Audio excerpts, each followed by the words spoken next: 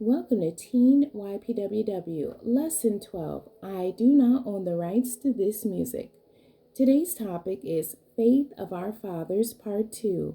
The lesson text is coming out of Colossians chapter 1, verses 1 through 23, Isaiah chapter 58, verses 11 through 14, Jeremiah chapter 3, verses 14 through 16, and Habakkuk chapter 2, verses 1 through 3. The memory verse. I will read the King James Version first, and then the New International Version of Isaiah chapter 58, verse 12. And they that shall be of thee shall build the old waste places. Thou shalt raise the foundations of many generations, and thou shalt be called the repairer of the breach, the restorer of paths to dwell in. The New International Version. Your people will rebuild the ancient ruins and will raise the age-old foundations. You will be called the repairer of broken walls, restorer of streets with dwellings. The key for today's lesson: our faith, our legacy.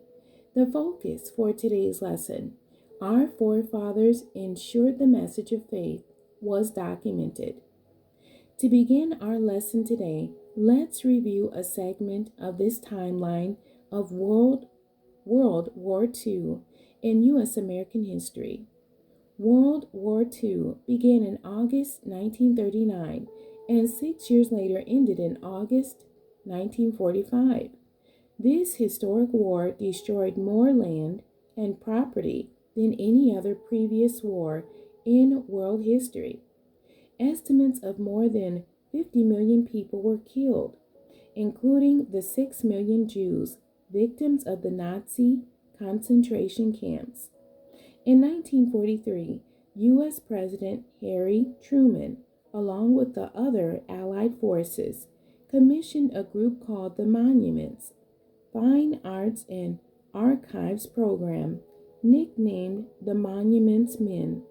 This group's purpose was to find and save pieces of art and other culturally important items before the Nazi army could destroy them or steal them.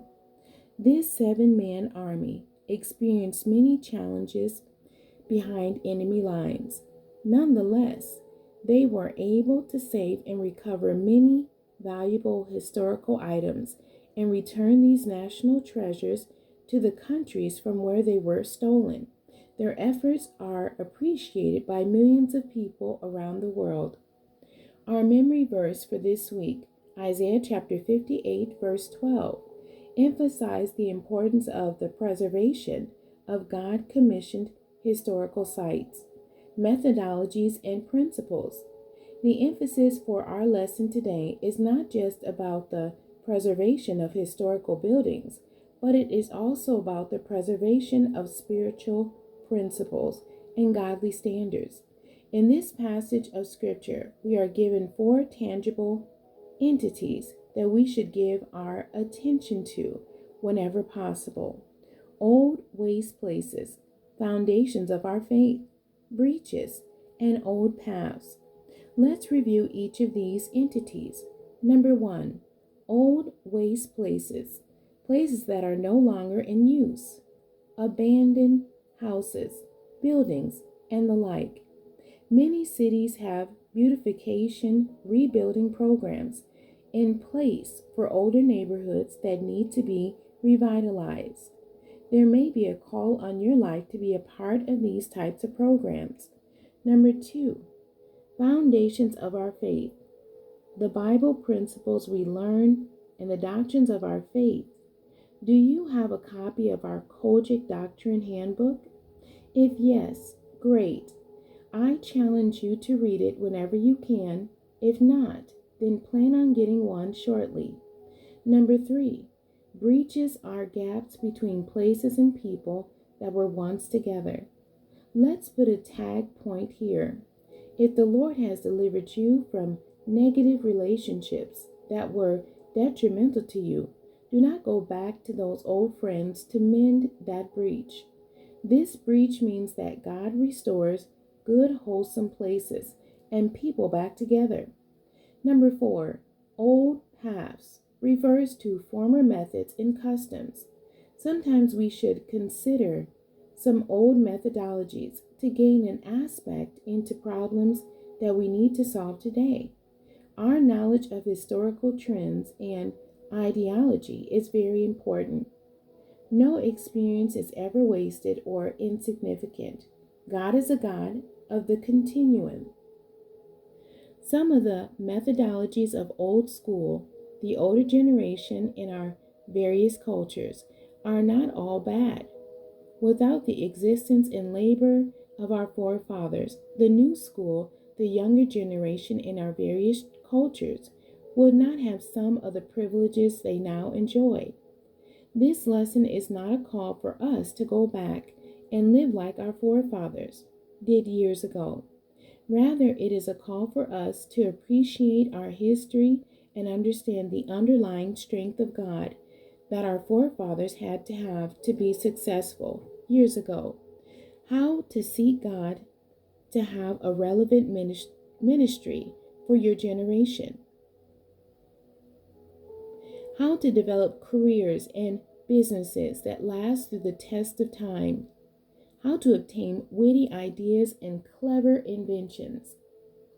And that's Proverbs chapter 8, verses 11 through 14. It is these strategic insights that God gave them that we are to desire to have today.